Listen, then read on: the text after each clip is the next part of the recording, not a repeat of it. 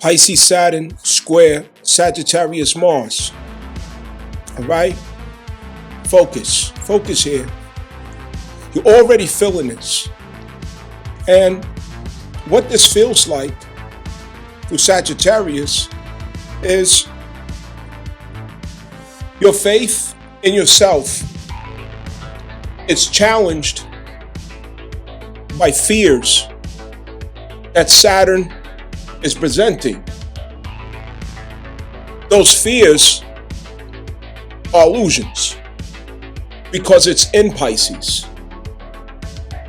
The reality of those fears that are actually illusions is our ability to integrate truth into form with due process, with discipline, with realistic goals that could be obtained, with the correct mathematics and geometry to apply to the substance of the truth that we learn to integrate into the self, extracted from Scorpio, stellium, 9 months, and the Cancer Mars retrograde, which was also 9 months. So this is the point where you, the archer or the centaur Sagittarius, at your Sagittarius placement, you're in the action of pulling the bow in the direction of truth, where the conquest of your truth is at, which is in Capricorn. Okay? The conquest of your truth is in Capricorn. You got to get to the Capricorn of this. So you're pointing your arrow in the direction of Capricorn, which is, I know that if I could take this energy, this conviction to Capricorn, I could give it form. I could transfer the conviction. I can transfer the embodiment of truth and wisdom. I can transfer the acceptance of my shadows that's incorporated into the actual status of myself that is true and natural, authentic, real, finally, that I've recovered, that I finally claimed. And I could give it form if I could bring it into the infrastructure consciousness of Capricorn to integrate it into my life as a reality. So fear presents itself because the reality is not yet there.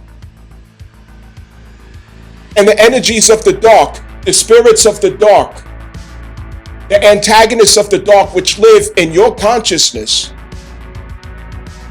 it also moves throughout the worlds, finding vessels and people and circumstances to reflect back to you a challenge to your light, a checkmate to your truth. Antagonism, the feedback that you don't need to hear, the feedback that's telling you you can't do it, the feedback that's suggesting to you that you're all by yourself, you're on your own, you have no support, you have no help, you're assed out, you fucked up. What you gonna do? And then that falls into procrastination. It falls into distractions. It falls into coping mechanisms. It falls into escapism and distractions, which is the shadow of Pisces. And you never do anything. But the longing is there, so the resentment builds and intensifies for the self because there's an inner contradiction of the truth that you suffered to recover. And the duty that you know you have to give it form, to give it life, to give it reality, to manifest into your life as something that you're living out in truth. The underdogs are rising. The underdogs are rising.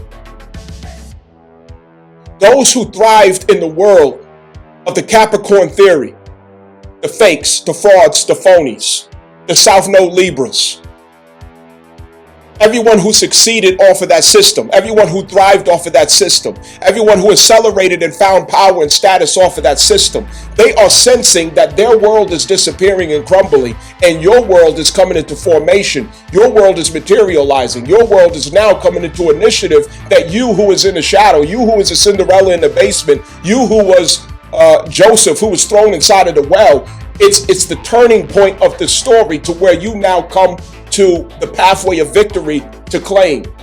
As they get dethroned, you get throned. As they come down, you go up, and it's sensed.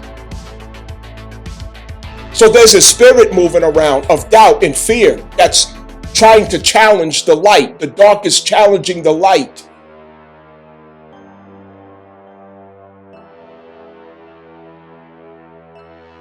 Don't entertain fear. Do not authorize fear. Do not empower fear. Lean into your vision, lean into your faith, lean into what you have learned, what you have suffered to learn in the water trine. 2025 entirely has been the water trine work. From Cancer Mars retrograde to the Scorpio shadow work 9-month phase. And now it's transitioning into Sagittarius, where we get to embody that which we have suffered to learn. We can't betray our wisdom. We can't betray what we suffered to learn. We can't betray the truth now that it has arrived, now that it has solidified within the spirit, now that it has set us on fire in truth.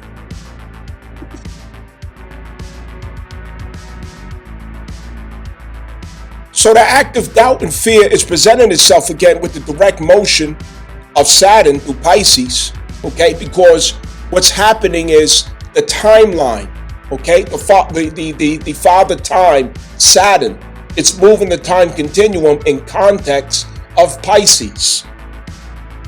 That is to conceive forward motion, progression, and timeline through the authorization of your imagination and what you are able to conceptualize in confidence and conviction through the spirit.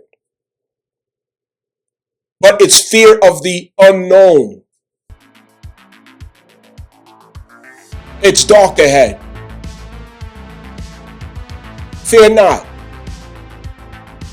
Give a little time for Neptune to kick in and the blue screen turns on. You're sitting in your living room and it's dark. You hit the power button and the blue screen on your flat screen turns on, illuminates the room, and you're going to see the picture. That's Neptune. Understand? And we'll get a sharper clarity on where we're pointing that arrow at from Sagittarius. You feel like you can't take the shot, but you got to take the shot. The shot, it's foggy ahead. You're looking into the fog to take that shot, and you don't feel confident about taking that shot. It's like, oh, this is the last arrow I got. If I fuck this up, it's over with.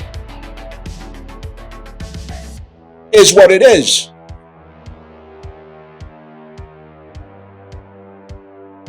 Let me tell you something. A lot of this translates to haters. People who are bitter and can't stand to see you claim yourself for who you really are. People who are really bitter and sour inside of themselves, that your light turned on. That you figured it out for yourself in conviction who you're not.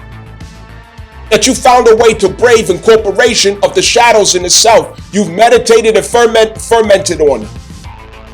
You've cried tears, suffered the isolation and the loneliness constantly, going through it over and over again. And it's no turning back. And it could make many people uncomfortable who chose or selected to remain stagnant in that Scorpio phase. Who rejected that Cancer Mars retrograde work of inner child. And they can sense it. They can feel it. That a separation is taking place. That we're splitting apart. That it's not going to be long that we're together. They can feel it. And there's the insecurity of you going ahead, you going forward, or you claiming the power that you're supposed to have because it comforts them to see that you down in a hole with them, that you fucked up just like them, you lost just like them, walking around complaining with your nose on the ground. That will comfort them to see that. It will comfort them to see you in loss. It will comfort them to see you devastated, depressed, not knowing what to do, can't put yourself together, can't figure it out. And here comes a projection. Every motion that you take from the fiery conviction of Sagittarius, of truth, it startles them. It offends them. Everything that you say and do offends them. It makes them upset. It makes them uncomfortable. They got little snarkily jokes to say. Sneak dissing. Talking shit. Mumbling under their breath. Praying at night that you fall down. Some motherfuckers may even go to extra deficit, you know what I'm saying, to try to do work on you or something. Sabotaging you.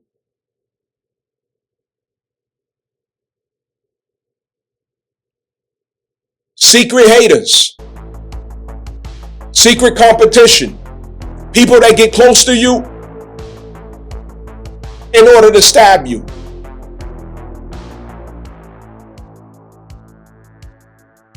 People who can't stand you, don't like you, but they can't stop watching you.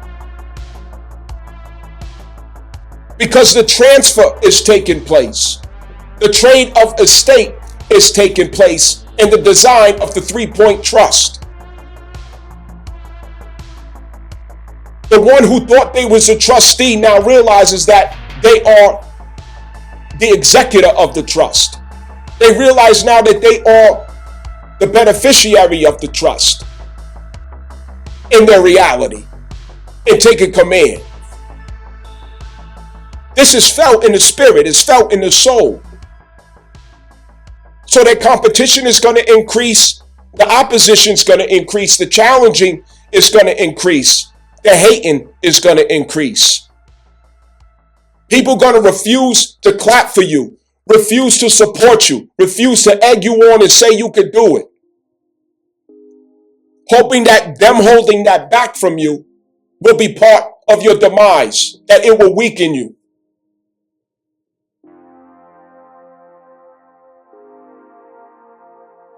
Pay attention to who it seems like you're always showing up for them, but they not showing up for you. You always loving on them, but they not loving on you.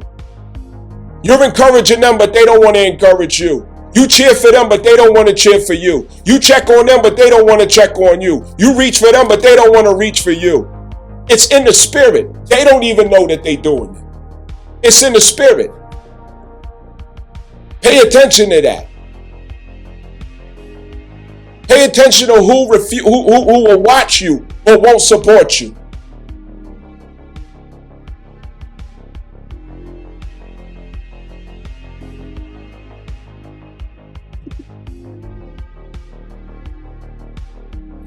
Acknowledge the fear, sense the fear, but yet move with the fear. Don't resist it. Acknowledge the fear, sense the fear, but do not give power or authority to the fear. Walk boldly with your shadows.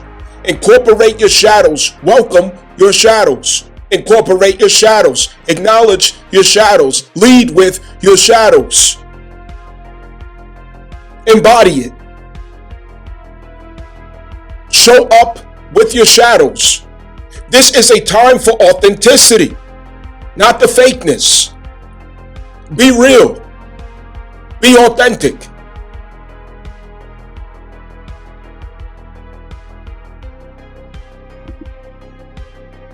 So what I'm going to go over is Saturn in Pisces and Mars in Sagittarius square. And the crisis that this presents will be relieved by the forward motion of Neptune. I'm going to explain what the substance of this crisis is. But even before explaining that, let me go ahead and say that because Neptune is coming out of a retrograde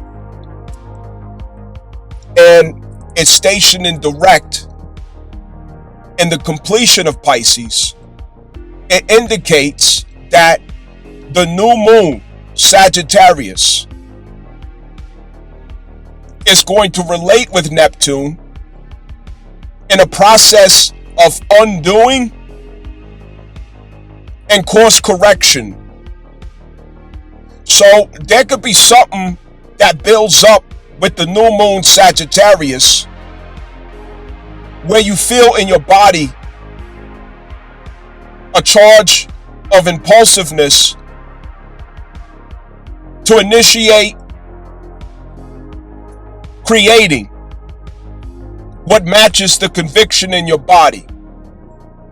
But you're not sure, you're not certain of what that is, based on the fact that Neptune and Saturn is still in a past timeline of Pisces. So what it does do is it shows you what it's not going to be. It shows you where you don't need to bother putting your energy and interest into. It shows you what's not worth your fucking time. The full moon Gemini is going to have a lot to do with this. Third house, Gemini. There's some people that's been close to you that you can't take with you. There are local projects and commitments that you can't take with you.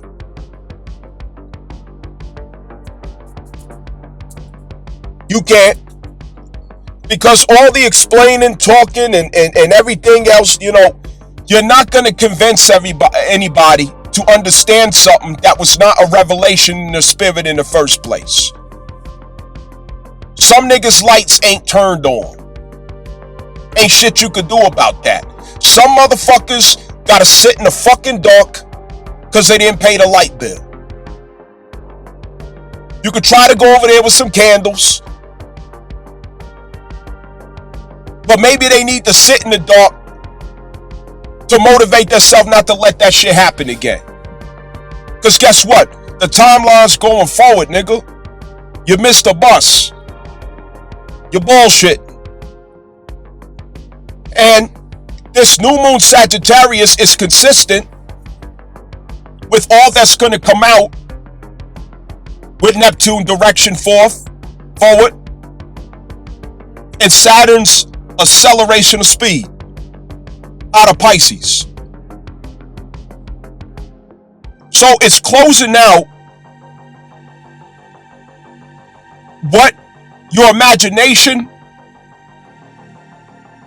and what your ideals were being inspired by. It's getting up out of that. And guess what? A lot of this shit has to do with fucking influences out there. The trend since the Obama era of what's been programming your mental state, programming your convictions, programming your thoughts, programming your attitude, programming your opinions and your views, programming your concept of yourself and conceptualization of what reality should mean. And guess what? These were the people of darkness who pretended to be the people of light that are finally getting the fuck off the throne. That's what's happening. The underdogs are gonna come up. The popular cool kids are gonna come down. Because they cannot pass through the truth shield. They can't get through that dimension. They're not at the frequency to go into the new world.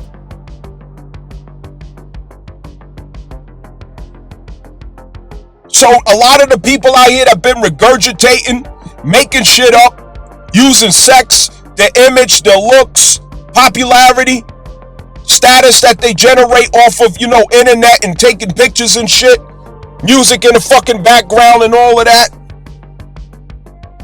Everybody's moving forward from that with this full moon Gemini culmination.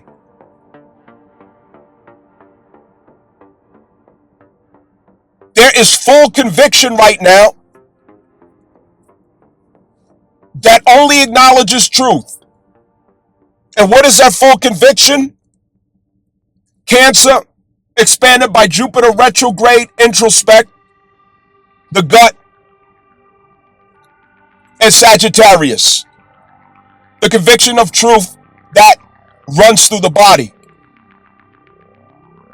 and it doesn't match up with what you've been sold, with what you've been getting dished out of the regurgitation since the Obama era of attractive people in front of cameras, influencers who empowered the NPCs, who comforted people in ignorance and limitations and darkness, who enabled the comfort zone of those who refuse to evolve. This is a turning point. The internet empowerment in and of itself is shot now. When Neptune gets out of Pisces, that's going to be a past thing. And internet will be used for utility rather than source. Because it comes back to the identity.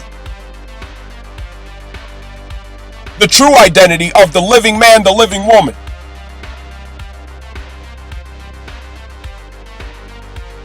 I tell you also that equity law is going to become the standard. People are going to move towards equity law, nationalizing themselves or privatizing themselves in order to neutralize the effect of the Aries Saturn transit that's going to constrict and restrict the incorporated false identities of the self, the dead corpse. This is going to be the new thing. As I will describe in his discourse, we're forming tribes again, as it always have been.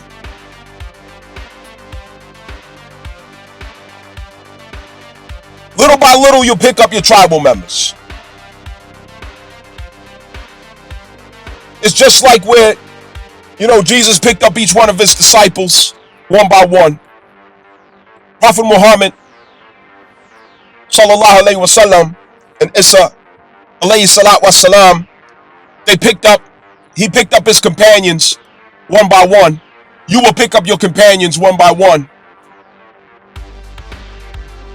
But you are forming a new tribe.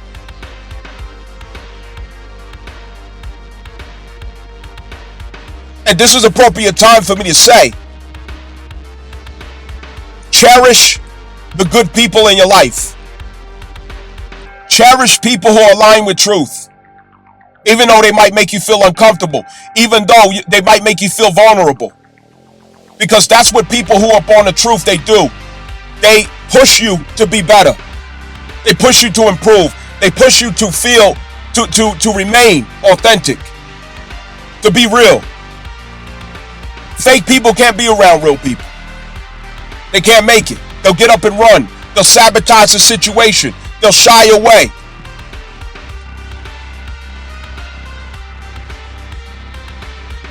And be aware of the dark spirit. The dark spirit that's attracted to light. When you carry light, when you embody light, dark spirits will use people as vessels to test your light. To take your throne, to discourage you, to distract you, to make you fall, to make you doubt yourself, to make you give up on your mission, to make you fall into frequencies of hate, anger, bitterness, negativity, self-doubt, fear, and guilt, to get you to step out of righteousness so that your subconscious is bogged down with guilt and shame. This is why I warn also, I am not for, and I encourage you not to be for, fornication and promiscuous lifestyle. I get it. I'm a man, and I'll be the first to admit, I understand, the intensification of attraction. But it's not worth it to spread yourself around creating and sowing soul ties with just anybody out here. Being reckless with yourself. Focus on somebody. Who can you see as an investment in your life? Who can you see as a tribal member in your life? Who can you see as a co-creator in your life? Enter the 8th house with that person. And as men, it may not be popular for me to promote it, but be honest. Be free. Don't hide, don't lie. It's not a crime. It's not a sin. It's not a fault that some of you prefer, need, or desire more than one woman. If that's you, don't lie about it. Don't sneak. Don't cheat. Don't play with somebody's feelings. Don't play with somebody's heart. Give every person the freedom to choose whether or not they want to deal with you in that or relate to you in that way.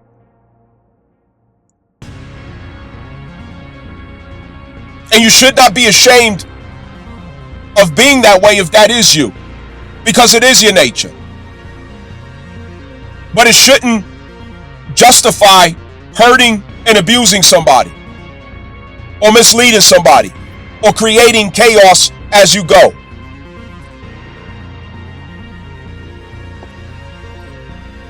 Sagittarius new moon phase is here, and this is just before Mars steps into Capricorn, where Neptune direct, diagram, blueprints, the vision, which transfers data, measures, mathematics, figures, concepts as an infrastructural concept to Saturn direct on how do we close this chapter that has been ongoing concerning Pisces. How do we close it so that we can transfer into the being, the conceptualize, the actual being in Aries, where I am identifying with what I have conceived of the essence of who I really am. That is, how do I take my 12th house conceptualization that I have finally owned and become receptive to, that I have finally incorporated into myself as acknowledgement of my shadows at the 12th house? How do I convert that into the actual being of the first house expressed as my accepted, true, and authentic self, the true and living person? The transfer, materializing these longing desires that I've been ashamed of, that I've been hiding from, that I've been pretending it's not me, that I've been pretending like it's not the reality that I want in my life. How do I finally do that? And this includes some undoing as well as doing simultaneously. But either way, Mars has to get into Capricorn to turn that into a long-term project. We're not connecting to commitment while the stellium is in Sagittarius. We're connecting to what truth we are learning to embody without shame, without guilt, to finally stand in it like an ice bath. You know, athletes, they get in an ice bath. You know, it's like a tub of ice. Scorpio is a tub of ice. You fill the tub up with ice, or you get these, you know, there's these big European guys that, you know, take swims, you know, baths or whatever in, you know, icy water in glaciers and shit like that. You know, that's what Scorpio is to take all your clothes off and submerge yourself in a tub of ice. That's not easy to do. And to reach the point where you finally tolerate and accept that, that's the Sagittarius. My shadows will walk with me. My shadows are me. I incorporate, I acknowledge it, I walk with it, and I express it without shame or guilt or doubt. I express it without fear. And what this does is it puts you in your 12th house in illumination rather than shadow. It puts you in the illumination of your 12th house, which is perfect love, unconditional love, compassion, understanding, and wisdom. It is your spiritual service. But the way to materialize and give it form, that spiritual essence of the 12th house, is your first house. Thus, it's reflected in the transfer of Neptune and Saturn out of Pisces into Aries. Understand that. So the new moon, Sagittarius, this is you accepting the new reality that I will not betray or depart from my shadows. We are one. It's official now. Understand that. I want to encourage you all to schedule for your natal birth chart reading or inquiry concerning these details. Very important. That is what's going on for you, Sagittarius. What's going on for you, Pisces and Aries transfer, as well as 12th house and first house transfer. What has been the ongoing story there? What does it mean? What intentions do you need to have concerning these different areas? And also Capricorn, what does that timeline of Capricorn look like for you and what you're going to be working on? What has to be constructed and put into form as an expression of the self?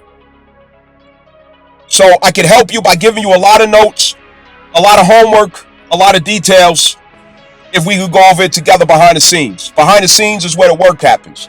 Behind the scenes is where we really cover ground. Behind the scenes is where we can really be effective. Understand that.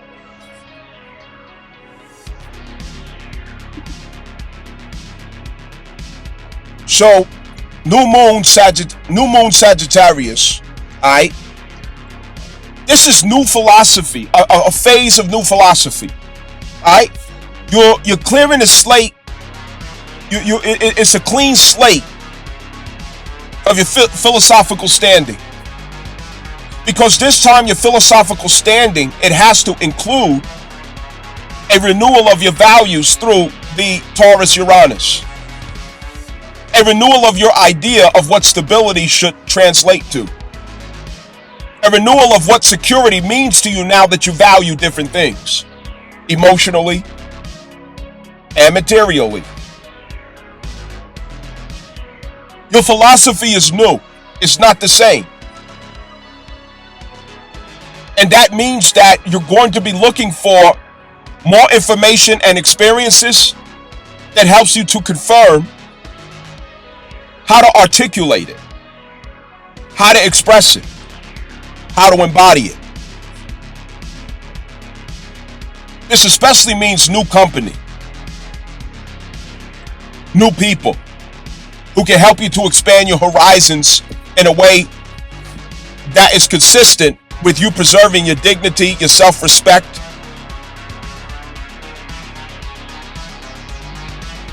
the covenant that you have with your inner child, your integrity, and the values that you now honor.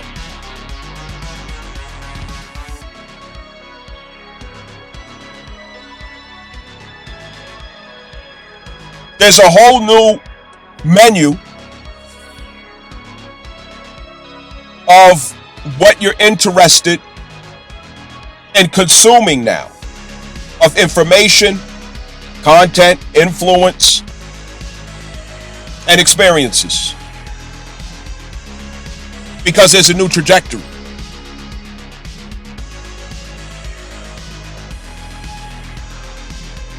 The house that you have here, Sagittarius,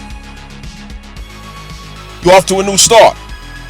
But the new start can certainly include redoing things. Back to the drawing board. Making a U-turn.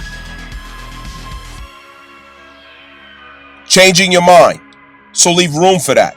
And that's because of the square with Saturn and the direct motion of Neptune, which turns the blue screen on to your vision.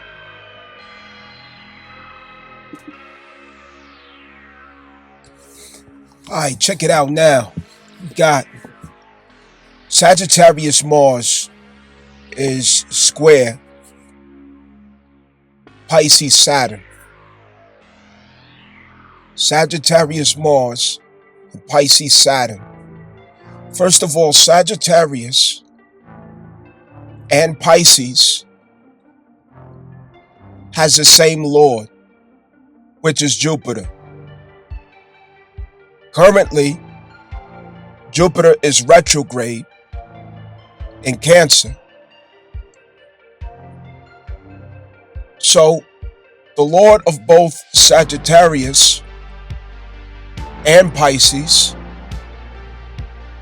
is rooted in introspect, loyalty, and commitment to the matriarchal foundation in the self, the matriarchal interest in the self.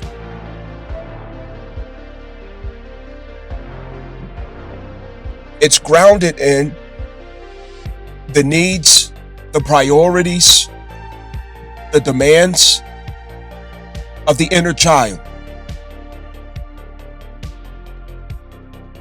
Remember that this is the foundational point of every intention that we form, every motive that we have, every idea that we conceive.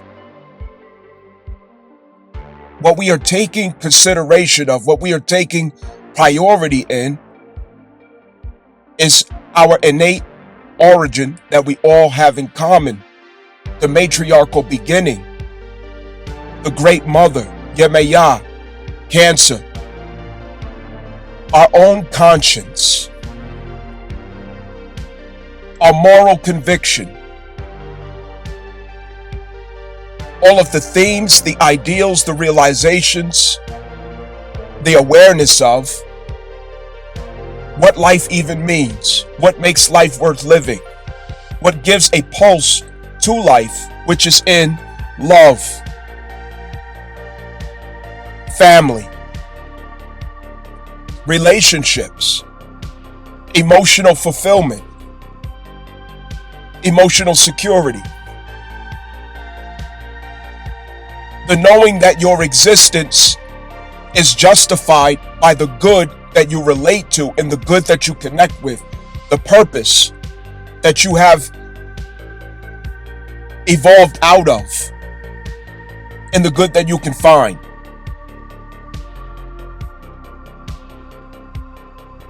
Ideals that are founded in witnessing ourselves as agents of compassion and advocacy, care, response to crisis, mercy, helpfulness, neighborliness, brotherhood, sisterhood, our nationalities, our demographic, our family, our communities, with all of this as the core essence of why we're doing what we do. It's the tribalism that serves as the background for why we're here. And what this reflects is where we, as indigenous tribes, before interrupted by patriarchal colonialist ideals, this was our foundation globally, all over the whole entire earth. What I'm saying does not exclude, okay, if you happen to be, white folks out there, please don't get the idea that I'm excluding, you from this, because essentially it still remains the essence of our origin. It's just that the Catholic Church is what sanctioned this patriarchal version of existence under the misdirection of Khazarians who really are not human. That's where the humanity branches off into something very dark. And that's a whole another rabbit hole to go down. But it's all of our origins, especially those who will recognize themselves as indigenous peoples of the earth, the darker people of the earth. This is what all of us was upon. That everything that we do, every morsel of our existence went back to the matriarchal awareness of ourselves. And this is what ties us to the earth. This is what ties us to nature. It's what ties us to spirit. It's what ties us to love, compassion, understanding, sympathy, empathy, sensitivity. And it is modeled in how we relate to women and children. To the heights of consciousness that we realize in bowing the knee to the needs of women and children. And our capacity to show up for what those sensitivities might be. We didn't become civilized until our compassion drove us to secure women and children. We didn't become civilized until women and children taught us what that means through compassion, love, and a sense of protective interests in who gives life for us, who continues life for us, who gives birth to our future, who carries the womb, and who embodies perfect joy and perfect happiness in the face of children. That is our only true witnessing of what it means to be civilized. You take every skyscraper away, every building, every order, paved highways and sidewalks and streets. That's not what makes you civilized. Those are not the things that makes a people civilized or savage. What makes a people civilized or savage is how they relate to women and children. How they are inspired to evolution through the needs and interests of women and children. That is what leads to civilization, because in doing so, we realize the likeness that we have in the image of God. We realize what it means to demonstrate, to show and prove the power of love and compassion.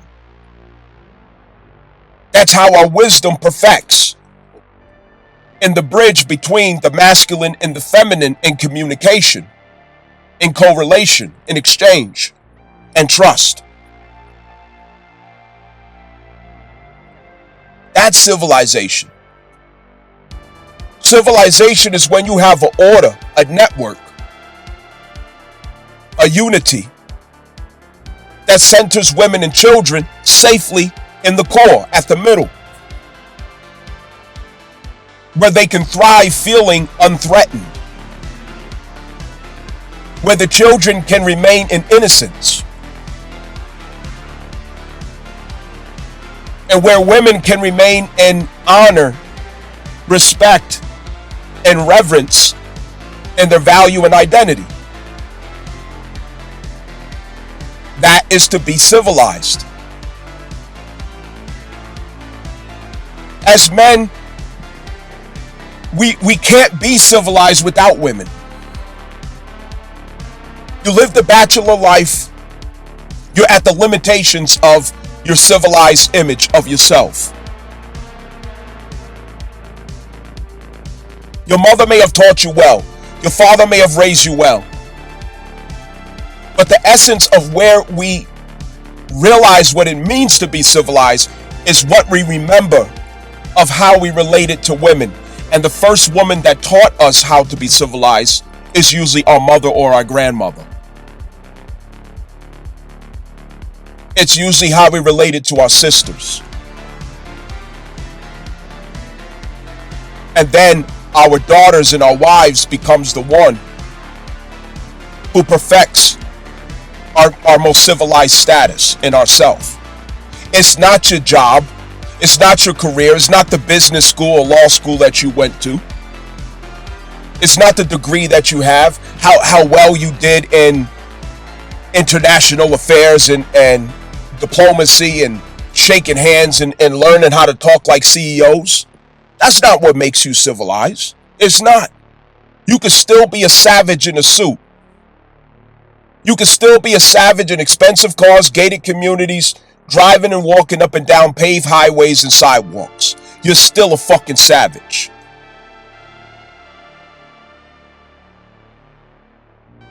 None of that makes you civilized. The status around corporate ideals, that does not make you civilized. To be civilized comes from the fourth house. It comes from Cancer. That's the home of civilization. The impulse of civilization includes both the moon and Sirius. Sirius is the awareness of what it means to maintain a civilized status. And Islam, what that is called is fitra. It's called fitra. F-I-T-R-A, if you want to look it up. It's called fitra. Fitra is, I'm born with hair that comes out of my head. But fitra is to get a tape up, to be well groomed, to put conditioner. I'm born with nails growing out of my fingertips. But fitra is to know when it's time to shave my nails. And fitra is to know to keep them clean. Fitra is to have the sense to bathe and wash, to have hygiene, to put oil on my skin, to care for my health, to brush my teeth, to preserve my health, to preserve what it means to be civilized, which is reflected in our ability to care for ourselves or to care for others. It is both internal and external. It is both exoteric and esoteric, spiritual, and it is of density. But it is to perform the acts of care that preserves and continues or manifests care. The moon is the consciousness, or especially conscience, not conscious. It is the conscience that judges good, bad, right, wrong, to preserve the status of righteousness, which is our natural state.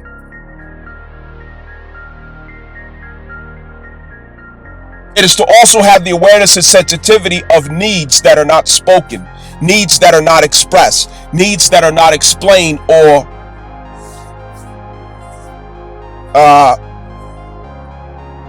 what is the word? Needs that are not requested. You just know. It's connected to the gut. It is to intuit what is needed.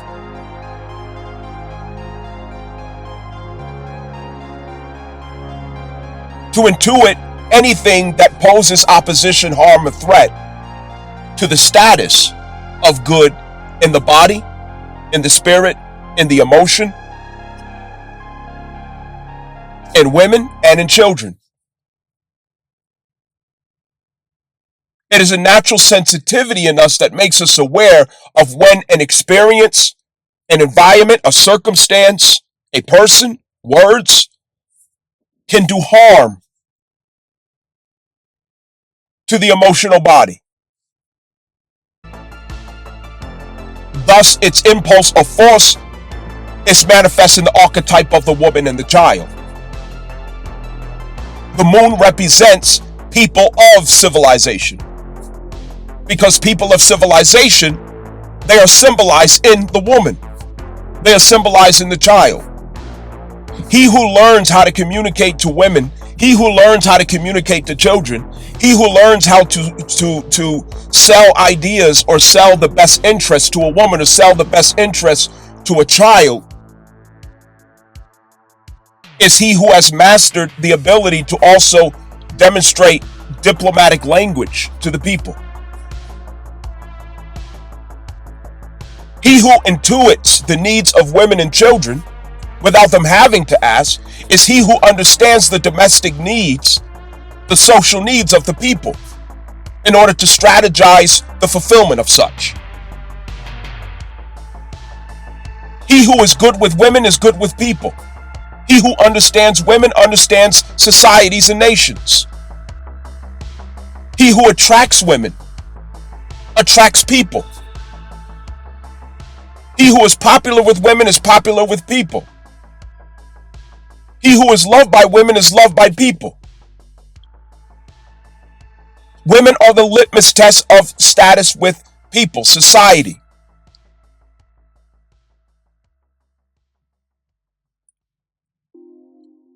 All of this is the essence of tribalism.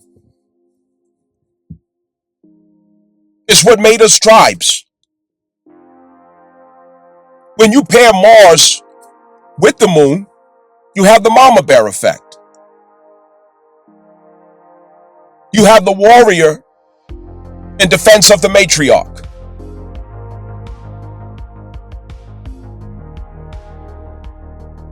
Today, this is misunderstood as gangs. It's the nature of indigenous people to form tribes. And unfortunately, this nature in indigenous people, it is often misled by corporate infiltration, CIA agendas that reduces that instinct into racketeering, RICO crimes, exploitation,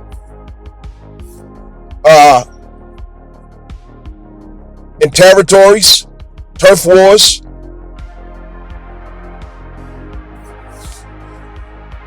drug dealing and selling poison to your community, disrespecting your women and misusing and misappropriating your power through guns and violence. That's when that natural instinct is misled. But the essence of that instinct is a Mars-Moon conjunction, an archetype of the male, who stands with the matriarchal cause, the matriarchal justification or reason for coming together as a tribe, which is survival. And survival is next to the thresholds of security and the status of the self. Survival. We are tribes as indigenous peoples. Blacks, Hispanics, Asians, all people of brown, yellow, whatever, all the people of color of earth, indigenous people, you are tribal people. And you have always been tribal people. Always, you have been tribal people. And this is return of that tribalism. We're starting from the essence of what that was all about. What justifies the reason to form tribes? What's the essence of tribes?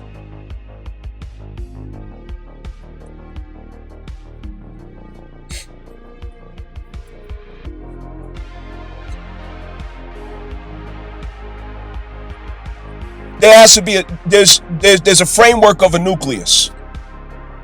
That Cancer Jupiter is homing in on what the nucleus of the tribe is to be. We are generating a vision for our tribes, is essentially what we're doing as a collective. We're forming tribes, but it starts in the inner being. We're going back to tribes. Jupiter retrograde is helping us to home in on the inner needs, to use external circumstance to justify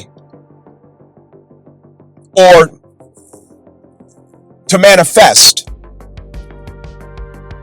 how to answer those inner needs of the tribe. So, Sagittarius and Pisces, both are about conviction. Both are about faith. Pisces more so faith.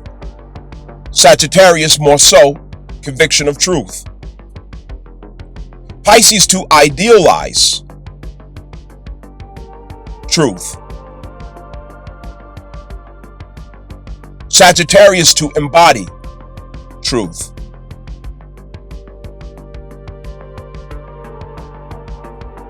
Sagittarius and Pisces are one and the same. One is fire, one is water, but the same conviction. Sagittarius manifests more so through a religious disposition in itself. Pisces through a spiritual disposition in itself. The spiritual has to be comprehended in the imagination and conscious Pisces, our cosmic heaven. And the religious within the body, that which we have embodied, Sagittarius, that which we are embodying, that which we are striving to align with in order to embody, of what we have found to be truth in our life. And that only can be confirmed through freedom, experience, adventure, pushing beyond thresholds, learning new things, exploring, spreading out. What is out there? What are the limitations? Reconnaissance and realities, reconnaissance in dominions, reconnaissance in territory, reconnaissance in the reality that we find ourselves in now. What is out there? And the reason why a religious context goes with Sagittarius is because it includes tangibles and action. Tangibles and actions that conveys what we believe or what we know to be consistent with what we do or why we do it, thus embodying what we know to be truth, recovered from Scorpio, which Sagittarius comes after Scorpio. Understand that, okay? It's the progression of Scorpio. It's the fruit of Scorpio. It's the firebird that found its freedom through truth, that was set free because of truth. But that freedom is square with the infrastructure of imagination and ideas. It's square with our ability, our impulse, Mars, to embody the truth that's recovered, which is the claim of the true and natural status of the self living in that truth. It's square or in crisis with that Pisces Saturn transit, which means I have yet to form the infrastructure of these ideas, thoughts, impulses in my imagination. I can't seem to home in on what that looks like. So I'm paralyzed in a sense to manifest it. Okay? That's the square. It's you in your imagination. Okay, your body is telling you that you are there. Your body is telling you that you have become. Your body is telling you that this is the territory, this is the domain that you're supposed to be at. This is what's supposed to be. And you're standing existent in that personal claim, in that claim of status. You're standing in the claim of status. The claim of status is what specifies what laws you are subject to. I, self, law, and master. It specifies what law you are subject to in spirit and in earth. So to be subject to the laws that arrives you at the fulfillment of your destiny, you have to claim your true and authentic identity in order to be subject to the laws that arrives you to that. But if you're not in the claim of your true and authentic identity, you're subject to the laws of matrix, which you will find yourself in karmic cycles that will awaken you to your need to align with that and be receptive. And that means crisis, cycles of pain, trauma, drama, and all type of stupid shit that you already been through. Repeating the courses until you get it right.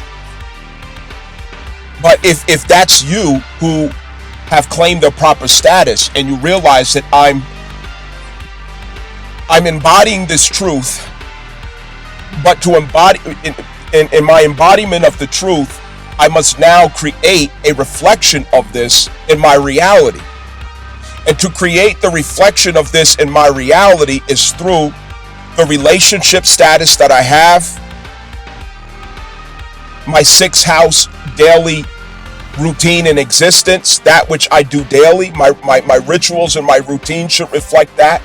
And that which I'm producing and creating should also reflect that. The environments that I stab my flag in the ground, that should reflect that. So essentially, it's you're realizing that you're this tribal member of a specific clan, of a specific tribe. And you're deep in the woods of Sagittarius. You're deep in the jungles of Sagittarius. And you're trying to find your tribal members. You realize that you have this specific tribal identity. And you're looking for your tribal members, but you can't formulate how to get through these woods, how to get through the jungle. Do I go left? Do I go right? Do I cross the river? Do I go over those mountains that are over there? What is the way to it? Because I'm conceptualizing, okay, through Pisces, that there has to be some order. There has to be a reality that confirms that I really am this tribal member, that they are out there. They're waiting for me. My soulmates are there for me. You know, there's a world of reality in which I'm forming a tribe, but I can't seem to find them a home into what that reality looks like. Am I supposed to be, you know, in a camp by a stream? You know, are we mountain dwellers? Are we down in the valley? You know, are we in pyramids? Do we have a starship, you know, that takes off and takes us somewhere? You know, these are just figurative things, but you can't home in on what that reality looks like, but you know nonetheless through the conviction of the body, the truth in the body, and the claim of the true and natural identity that where you are at is a status of freedom. But freedom means I'm free to choose where to go, but I need to home in on where I'm supposed to go according to the spirit, because freedom means I'm accountable. Freedom means it's upon me. Freedom means nobody's going to come here and say go left or go right, or you should do this or you should do that. It's all upon you. But where do we get the truth from that arrives us at that? And that truth has to be through Pisces and the spirit and imagination, and Sagittarius, the conviction of truth in the body. So the body has it right now, but the imagination has not yet clarified what that infrastructure is going to look like that I must create or build from that conviction in the spirit of Sagittarius, or the embodiment of Sagittarius in the true self. So they have to match. In other words, there's a fracture of yourself. The self in the earth, Sagittarius, and the self and the self in heaven, Pisces. They have to find each other. So you're in the wilderness and you're looking for your spirit self. It's your flesh self that's trying to home in to where your spirit self is at, to connect with it so that you can unify in what's supposed to be produced and created. And you're trying to clarify it. But Saturn has to actively give you the grit, the strength, the discipline, the structured mind, the number 4 vibration in the mind and imagination, the mathematical inclination, the geometrical intuition, to be able to project the proper image that is measurable, that is recordable, so that the strategy can take more confidence, so that the body can connect to confidence in what the strategy should be. But this is why it's coming prior to Neptune direct. Okay, look at the timeline. This comes prior to Neptune direct. So we're building up the crisis of my body is ready, but my heaven is not connected to what my body is convicted upon.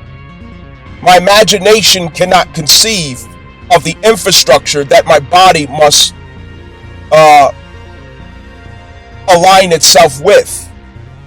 I have to get these instructions from heaven. I'm in the flesh, but I'm waiting on my instructions from heaven. I'm waiting for my heavenly self to inform me. of what the math is. What are the numbers? You know, in the construction world, we build a lot of things. You know, that's the, okay, for example, in the construction world, okay, we can we can logistically move material to a certain site. And, we start, putting stuff together, the nails and all these other things, and the wood that we're going to need, the materials. We know that, the site is, the construction site is right here. We're all ready, we're getting everything ready so that we can start building. Okay. That's a Sagittarius aspect where you're in the action of the project, but you're waiting for, say, the project manager or the architects, okay, the designers or the graphic designers, to send the blueprints, okay? The blueprints work in harmony with the math, okay? It works in harmony with the math because what you're extracting from the blueprints is the math, okay? You're extracting math from the blueprints. So the blueprint is Neptune. All right, that comes from the graphic designer. What are we going to build? What's the concept? When Neptune goes direct, that's when we get the blueprint. But right now, we realize even though we had our breakfast, we're full of energy. You smoke your cigarette, you smoke your cigar, you had your little, Red Bull. You moved all the material to the construction site where you're about to build. You got your tool belt on. You know what I mean? You're ready to go. Your body's just full of energy. You're anxious. But your imagination is looking around at the job site, at the construction site, and you're saying, man, what do we got to build here? You know what? I wonder if it's that, okay? They still have to paint over there. Okay, this building looks like it's not done. All right, need a little drywall right there. Okay, they're still laying the rebar, pouring concrete over there. Okay, so I wonder where, what we're supposed to be doing. So you're waiting for instructions from the project manager to get back with you. You call a project manager. Hey, listen, I got the guys out here. We all ready. Just waiting on the numbers. Okay, I'm waiting on the graphic designer. As soon as he sends me the print, I'm going to send you the numbers and we're going to walk it down with some tape measure. Okay, this is where we're at with this square. Okay, the square with Sagittarius, remember Sagittarius is action, adventure. I'm ready to go. My tail is wagging. Yeah, I'm full of energy. I had my oatmeal. I did my push-ups, whatever. You know what I'm saying? And the material's sitting here. I'm sitting here twiddling my thumbs. So you're feeling the anxiousness in the body that you're ready to do something. Your body's like, yeah, I'm ready to go. And you're trying to guess. You're looking around. Your mind is active. Your imagination is active like a baby. I wonder if it could be this. Oh, I wonder if it could be that. Well, maybe it's over there. Well, maybe it's this. Oh, okay, they didn't finish. Okay, maybe we do got plywood, so maybe the plywood's for that. Oh, okay. You're trying to figure this shit out. So Saturn gets his math from the blueprint. Okay? In other words, Saturn gets his math from Neptune. So it remains a square crisis until Neptune goes direct. When Neptune goes direct, okay, the graphic designer sent through the print. Okay, here's the blueprint. Here's a blueprint.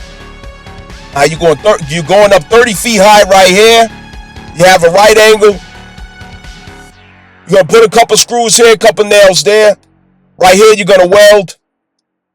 You got to make sure you paint this before that you continue going further. We got to preserve that. Okay, I need you to put a rafter right here, a truss right here. Hey, look, a few details. Come here. Bring your tape measure. Look, right here, pull your tape out. 18 feet, 7 inches. Okay, there you go. 13 and a quarter. Yeah, right here. Remember that number. Write that down. Okay, you get the picture? You know, you're walking it down with the foreman to make sure that the foreman understands. The foreman and the project manager has to walk together.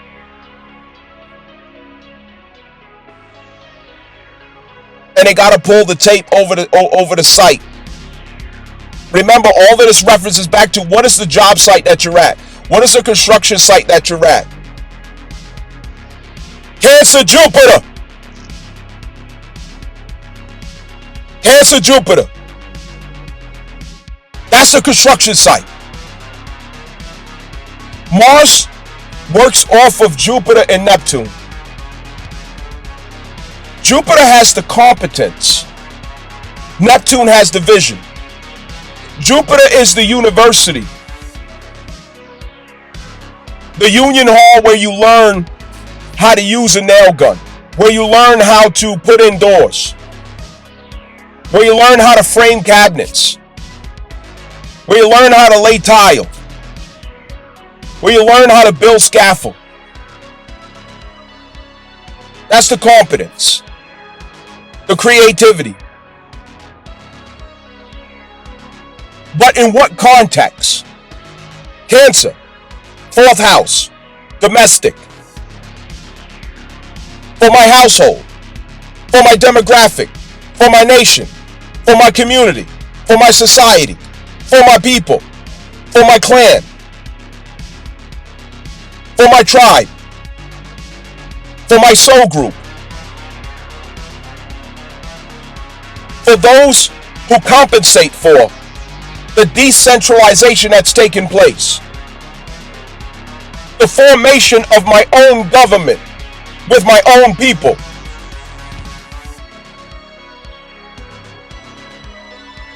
Understand? And there are many contexts to put this in, okay? So go with what your spirit is telling you. But Cancer Jupiter, that's the construction site. Let's get this understood. Mars works for Jupiter and Neptune.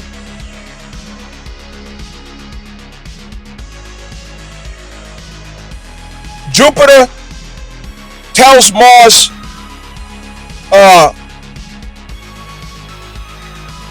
Jupiter tells Mars the competent way to create. Okay? Mars is the carpenter. Alright? Mars is a construction worker. Mars is the blue collar for your cosmic vision. That's a blue collar worker. The engineer, the tech. The carpenter, the professional. Okay? And Jupiter is more of the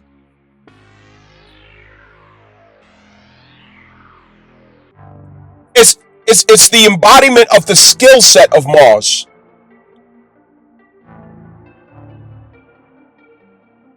Or should I say the trade of Mars? Okay? It's the trade of Mars that he's utilizing for the project of the sign or house that he's contracted to. So the trade is his ability to create a domestic reality.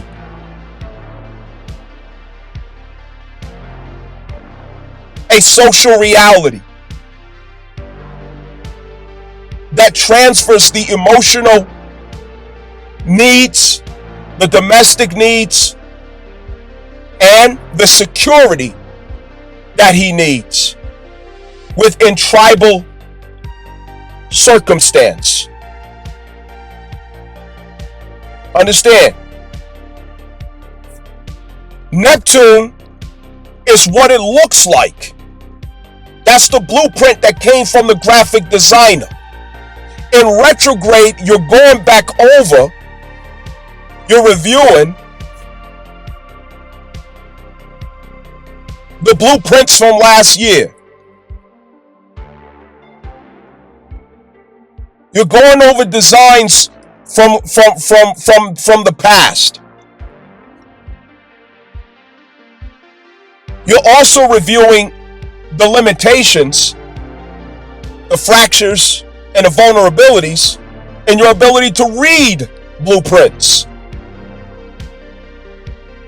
You're judging and criticizing your ability to read blueprints properly.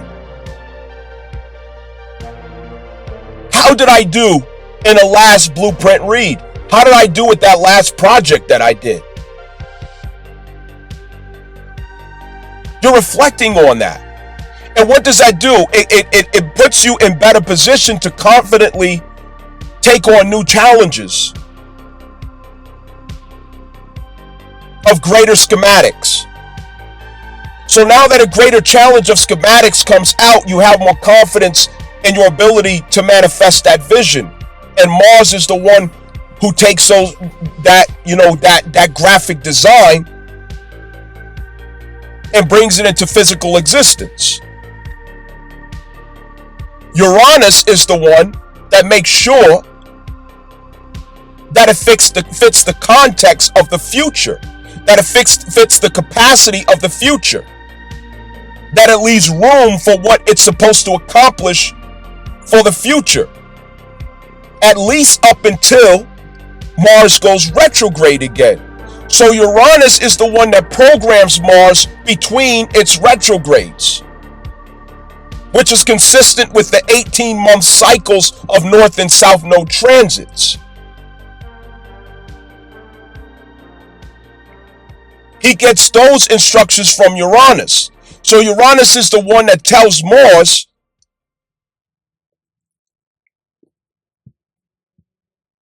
what the future trajectory of this project is. Because sometimes you need to know, okay, what are they going to be doing? You're told to build something, but if you know what they're going to be doing with what you're building, like you're building a scaffold, you're building a swing stage on the side of a building, you want to know what they're going to be using it for. You know, does a welder have to get close to the ship? Does a welder have to get close to the building? Does a welder have to get close to the structure? Does he have to get under it? Is he going to weld here? Is he going to weld there? Is he going to paint? What's he going to do? So if you know what they're going to do, you also understand how to modify or innovate what you're expected to create in consideration of the range of possibilities for the future or the duration of the project.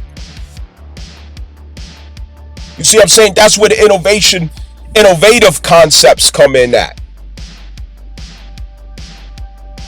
Now,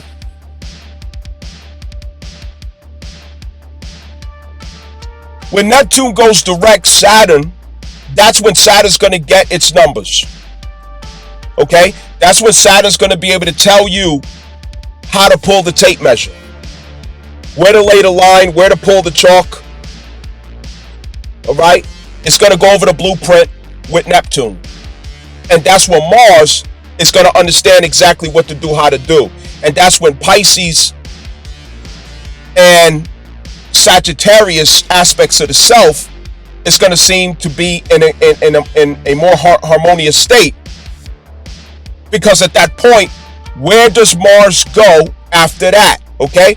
After Mars receives those instructions, where does Mars go? Come on. Mars goes into Capricorn. See what I'm saying? Mars goes into Capricorn after that. And so does Juno. Juno carries your commitment, your devotion, your focus on something that you have to show staying power with. See what I'm saying? It's the focus of the carpenter. It's the commitment of the carpenter to see it through regardless of the difficulties and challenges. That's why Juno represents marriage.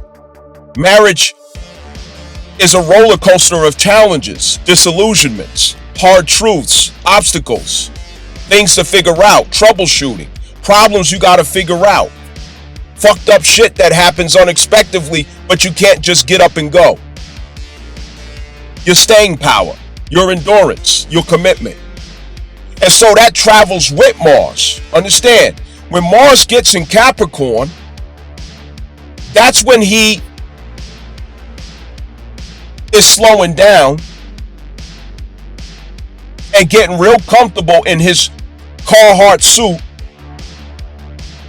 his stride, that's when sweat is coming out. That's when he got his favorite song playing and a cigarette in his mouth, and he's working. Steady does it. Steady does it. Mars is happy in Capricorn because he's doing exactly what he wants to do. He wants to build. He wants to construct. He wants to be the carpenter. He's impulsive in Sagittarius because that's where he gets his jump start for what he must create. That's where he mobilizes the material to the work site. The work site of the truth, of evolution. Capricorn is where he actually constructs that reality. It's the means by which he constructs that reality to become something tangible to you. And it's specific to your chart, wherever Capricorn is at in your chart. Saturn is the Lord of Capricorn. So that's where Neptune in direct motion is going to have all the math, all the geometry, all the data to read over to Saturn so that Mars is remaining productive and confident in his work through Capricorn. So the 2 months through Capricorn is where you're really going to be kicking off confidently in your projects according to the vision that you're finally going to be able to connect to. And those 2 months is what's going to kickstart the progression of Neptune finally closing up Pisces. Is that work ethic for those 2 months. So you're looking at, mid-December, January, February. So mid-February, you're going to have your nose down, like they say in construction, nose down, ass up. Pause. And when Mars gets into Aquarius, that's more of when you start networking to bring greater talents, help, support, wisdom, expertise, different things like that to the foundational project that you have already initiated from your own capacity. And that would be March, April. You see what I'm saying? March, April.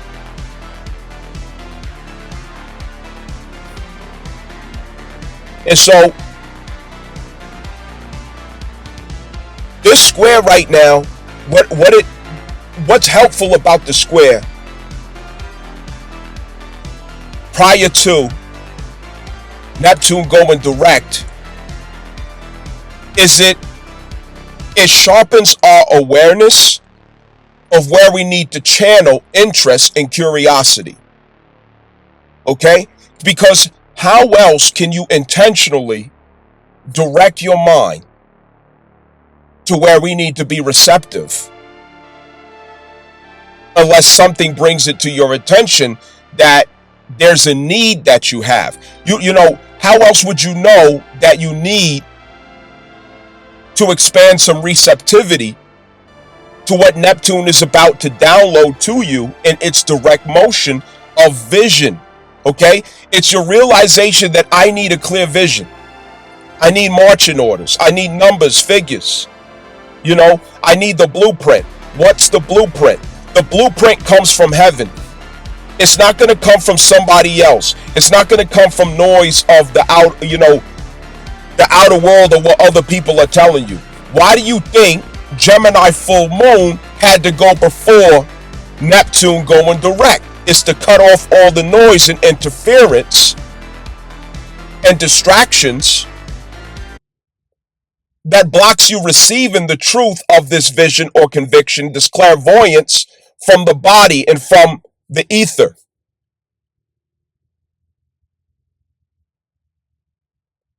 You have to download that vision, which requires receptivity because it's clairvoyance that brings that vision in. You're going to get it through clairvoyance. And Saturn's going to convert that vision into math, which the dream state the illusion, not delusion, but the illusion of Neptune is converted to reality through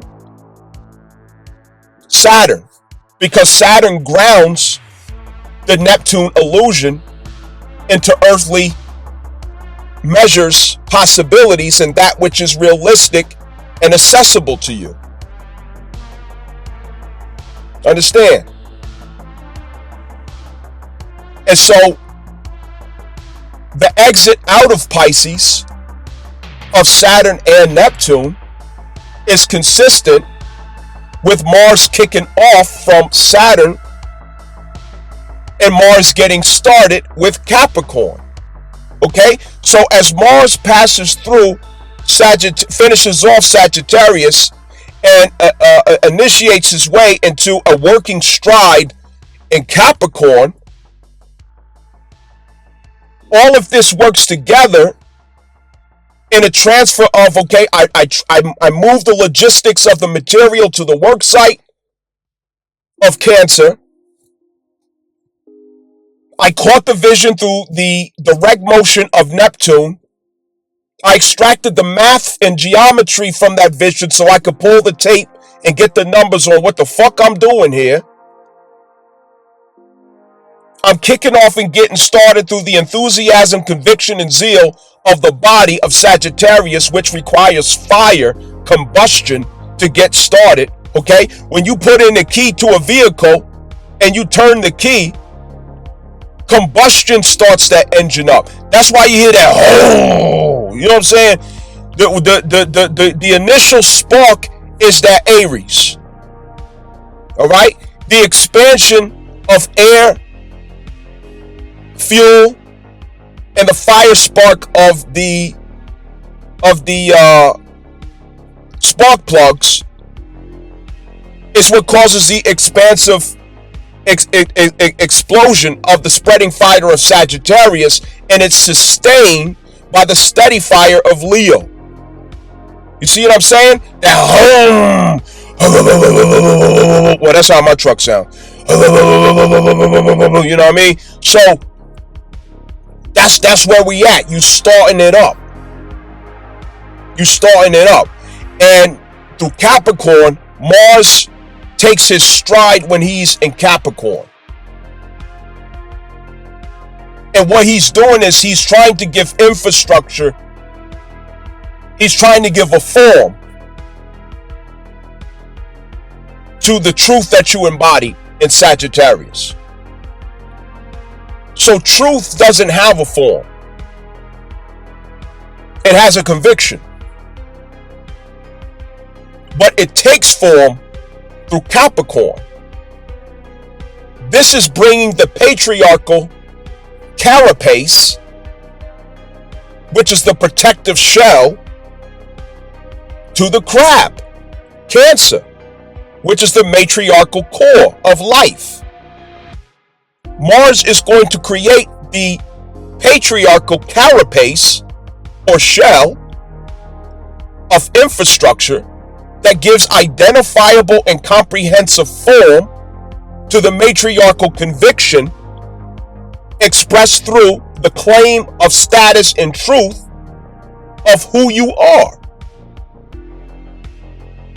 And once it creates that infrastructure at Capricorn, it's what you are going to repeat as a daily process and routine that sustains that new reality. Understand?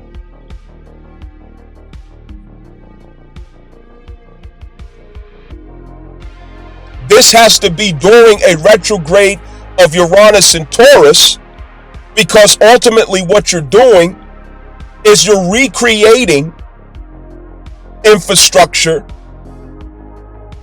that compensates for, that makes up for, that solves the crisis of the time periods between 2018-19 and 2023 on forward, where Uranus was making significant changes in Taurus and how we relate to stability and value in our life. And Capricorn is where it's initiated to recreate how we read all of that. in a way that is consistent with a conviction of truth in the self that we're finding alignment with. Understand? And this includes, of course, newfound values or new configured value system. So when you feel the limitation, okay, in this square, I'm ready to do, the body is ready, but I can't see it. Patience, because what that's doing, it's allowing you to prepare to receive that download. And the way that we prepare to receive that download is we clear the noise. We become more reflective. We open our mind and we get into a creative state. Okay? We get into a creative state. We open our mind and we get into a creative state. We pay attention to ourselves and we prepare for that download. We don't rush it. We don't force it. We don't force fit anything. It's going to come to you. The conviction's going to come to you. The clairvoyance is going to come down to you. We cannot be held accountable to what we were not given opportunity, chance, and facilitation to manifest into existence. Understand that. And we're not on earth without accountability. So it has to manifest to you. The vision has to come to you, because every person has specific marching orders and instructions to manifest and materialize here on earth for the collective value that we're all going to share. And your portion is going to be given to you. Your portion is going to be shown to you of what you're supposed to do, of what you're supposed to create. But we have to remain receptive about it. Also, this means that there's things we're going to have to clean up. That it's a marathon, not a race. All right? So let's get that understood right now today. It's a marathon, it's not a race. Because through Sagittarius, we could feel like it's going to be a race. All right? We're wagging our tail, we're ready, you're jumping up and down, you're all on your fucking tippy toes. You know what I'm saying? You're all full of, all this energy and excitement. But Capricorn is where we get sober. And we understand it's going to be a long process. So you might as well transmute your energy for endurance rather than, for impulsive, blasts of energy. Because that ain't what this is. That ain't what this is. It's kind of like when the supervisor, comes, on a site. All right, guys, we got to take a delayed lunch. You know what I'm saying? You working and you usually take lunch at 11 o'clock. You know what I'm saying? And you're like, okay, listen, we got to stay late to get this done. We got a late start. Instead of taking lunch at 11, let's take lunch at 1 o'clock. If you guys are okay with that, we get off a few hours later, so we can get this done. It's one of those situations where internally you say, okay, you know what? I got to shift my energy here. I know I'm going to be in here for the long haul. So that's when you consciously change, the vibration in yourself for endurance rather than for impulsive action. You know what I'm saying? And Capricorn is that type of energy. It's endurance. It's not impulsive. It knows that it's going to be a long number 8 vibration process behind the scenes. It's not a show. It's not entertainment. And Capricorn is usually works that are not seen. It's behind the scenes. It's the stuff that nobody wants to do. Going over paperwork, a long ass cigarette, 1 o'clock in the morning with your sleeves rolled up, you know what I'm saying? Bags on, got bags under your eyes, because you're fucking sleep deprived and shit, you know what I'm saying? You're doing the boring, tedious process that requires dedication, discipline, maturity, and long stride, okay? And however, you're taking dignity and you're just growing in confidence and ambition, as you go, because your spirit is well with the fact that you are subjecting yourself to commitment. Okay, it's where you're channeling commitment, but it's not clarified yet where the commitment has to go in your works and actions, but yet you're anxious to commit to something. That's, Sagittarius is the opposite. It doesn't want commitment, it wants freedom. So right now there's the anxiousness of, I'm not looking to commit to something. I'm looking to go. I'm looking to be. I want to be this. I want to do this. I want to do that. I want to, I want to express this. I'm free. You're just running in the grass. You're rolling in the grass. You're picking up flowers, and you wilding out like a horse that's just running in the field. You know what I'm saying, at a ranch, and it's just an overwhelm of this energy in yourself that you really don't know what to do with, but you feel creative. You know what I'm saying? You feel creative. But Capricorn is looking for commitment. Sagittarius is looking for the opposite, is looking to express further its freedom. But the crisis with Sagittarius is that in the back of your mind, you're saying to yourself, I need the security that I've initiated in my life. But what seems to be a contradiction is I really need to initiate some freedom here. So you're feeling that, and that becomes the reason, that becomes the conviction that starts the fire, the expansive fire of creation that must first go through Capricorn. You see what I'm saying? It must go through Capricorn. Because if there is to be freedom, the freedom must be maintained and sustained, and that is through self-responsibility, accountability, due process of Capricorn. So Capricorn is the disillusionment of Sagittarius' impulse for freedom. Which, if I am to truly be free, I have to ascend to the understanding that infrastructure is what preserves my freedom. That infrastructure is what preserves the contradiction between security and freedom. Infrastructure is what allows me to enjoy both freedom and security at the same time.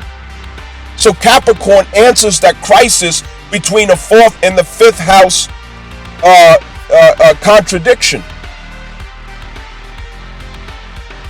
The fourth and the 10th house contradiction. If I didn't say that right the first time. The 10th house is your ambition. Understand that. And so the 9th house, Sagittarius, freedom,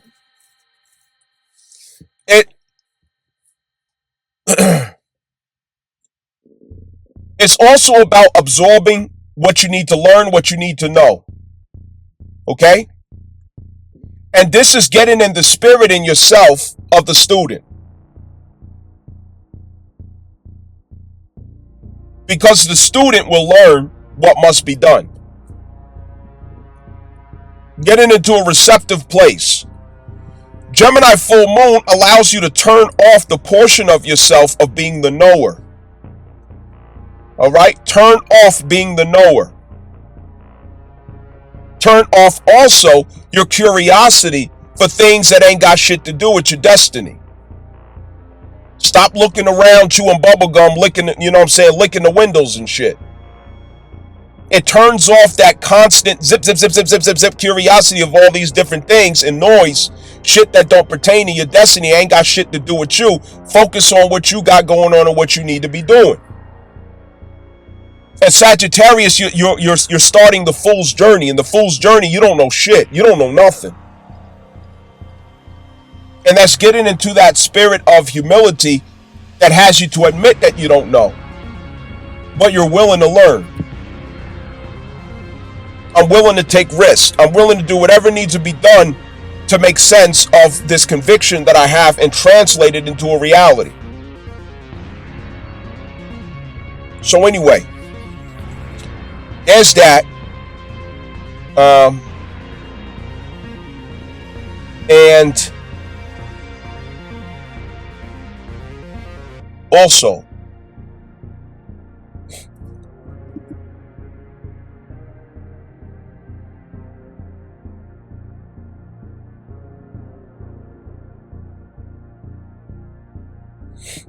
as Mars is going through this crisis of transferring its frequency from Sagittarius and slowing it down into Capricorn for the marathon rather than the race. He's going from 9th house to 10th house. You see what I'm saying? 9th house is more of, I'm getting instructions. I'm getting understanding. I'm getting the picture. I'm also getting advice. I'm getting necessary details, knowledge, information. I'm getting competence. I'm getting education. Okay, you're getting all of that stuff in order for, Mars to be able to transfer into the 10th house, Capricorn, in the ambitious state of forming the concept, forming the status, forming the image, also embodying the character. Okay? The 10th house is where you create the character of the 9th house concept of who you need to be if you are to do this, if you are to pull this off. You have to step into character of it. And that is 10th house. That is Capricorn. It is to create and construct the character that equals the destiny. Because character ultimately is destiny. So if this is to be your destiny, your character is what gives you access to the destiny, not entitlement.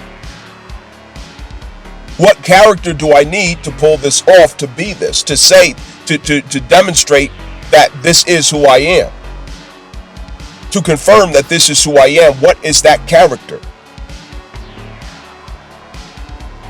Also, the 10th house includes what are the responsibilities and duties of this creation? What is to be fulfilled? And that is comprehended through the philosophy of the 9th house pertaining to that particular mode of truth, pertaining to that vision. Understand? So anyway, I want to share this detail with you all out there too.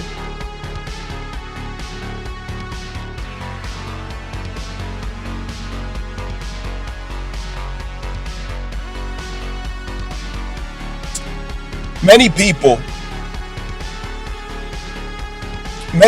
will support you when they think you ain't going nowhere. They'll be cordial with you as long as, you're sleeping. You ain't got a clue about yourself. You're not your best self.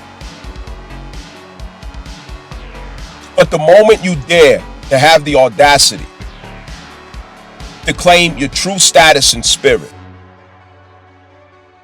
which takes audacity, it takes nerve, it takes courage, it takes boldness, it takes conviction to do that.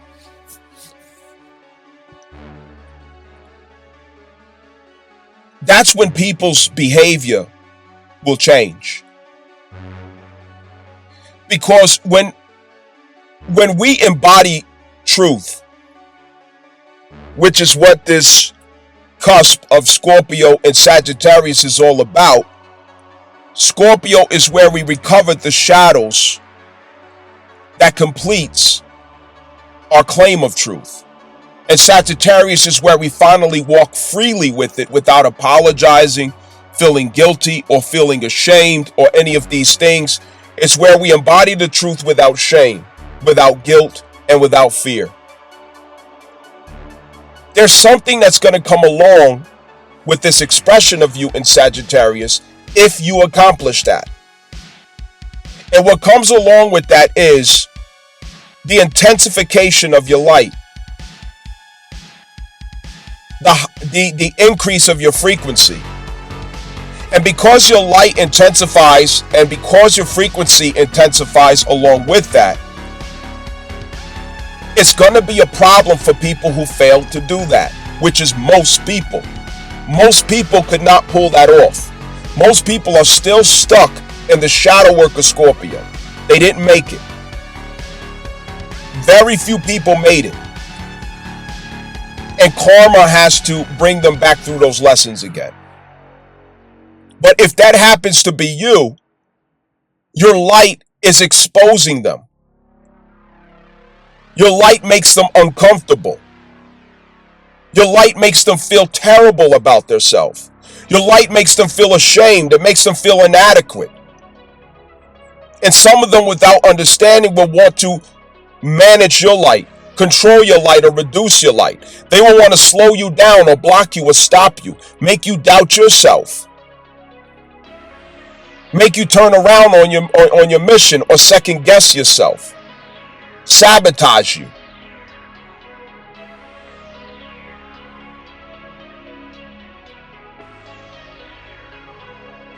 Very few are going to support you, accommodate you, or want to help you when they see that you have aligned and embodied that truth and they have not. The irony in it all, they're not going to want to stop watching you. They're not going to want to stop following you. They're not going to want to stop being close to you. The misery in them, it forces them to have to watch because they are hoping and praying with all of their soul that you fall, that you make a mistake, that somewhere they could see some doubt in you, somewhere they could see some hesitation in you, somewhere they could see something that they can expand to become your demise. They won't celebrate you, they won't support you, but the moment that you show any sign of vulnerability, they're going to rush out and expose themselves. They're going to come out of hiding. They will cheer on your downfall, but they will be silent and mute to support you when you are standing in your light and greatness and expressing it, and they are not, because they're bitter and can't even look away. They won't support you or celebrate you in any capacity, but they refuse to turn away because they can't. They have to watch because it kills them inside with envy, bitterness, sour. And their hope is that while they're watching, they get to see you finally fall and fuck up. But what these people don't understand is that God put you in the position that you're in. The real ones are not the ones that's decorated. They're not the ones that's fancy and got all the lights on them. A bunch of followers, popularity, sex symbols, and trinkets and bells and whistles. The real ones are the ones who came through very fucked up circumstances. The chosen ones are the same ones who struggle against alcoholism, prostitution, in and out of prison or jail, constantly rejected, attacked, thrown down, thrown into the well like Joseph, hidden in the basement like Cinderella, kept at the back while everybody else run to the front and claim light and status that don't even belong to them. People who put on masks and costumes before the people, convincing all these NPCs that they are something that they're not. Regurgitators and reciters of things that they have not internalized, lived through, or understood. The fake, the phony, the good looking, the handsome, the pretty, the attractive, the charismatic. But the life is no sign or witnessing of overcoming, victory, triumph, a testimony of light overcoming the dark. They don't know anything about that. They don't live that. And that's what makes them scary to the majority. That's what makes the real ones scary to the majority. Because what many of these people understand and what many of these people realize is that when you see the real one, it exposes you as being the fake one. When you see who really is, you automatically know who really is not. It's exposure. The real ones are different. And God knows where they are because He's the one who hid them. God hides the real ones. He hides them in all kind of struggles and turmoil, crisis, pains, setbacks, blockages, disappointments, trauma, depression. So much they have to constantly overcome. Why? Because their life, their existence, their being, every decision that they make is a testimony. It is a witnessing to the truth that dwells in them, to the light that dwells in them. Because no matter what they go through, they still remain full of love. They still remain sincere. They still remain compassionate. But they're nothing weak. They're nothing that could be fucked with. They're nothing that could be played with. Their compassion is endless. Their love is endless. And they never look like what they've been through. You will never be able to tell by looking at them that they've been through these things. The real ones flow with wisdom. They flow with conviction. They flow with the truth. And they never hide the truth. They don't disguise the truth. And they are not sold to the opinions of others. They're not sold to the likes and dislikes and approval of others. They're not sold out. No matter who rejects them, no matter who turns on them, no matter who says they don't like them, they are still who they are and who they have always been, and they will remain being who they are because it doesn't rest upon approval. A dollar can't buy them. Pussy can't buy them. Status can't buy them. Consumption can't buy them. Flattery cannot buy them. None of that could buy the real ones. And there's very few of them walking this earth. Very few. But they're there.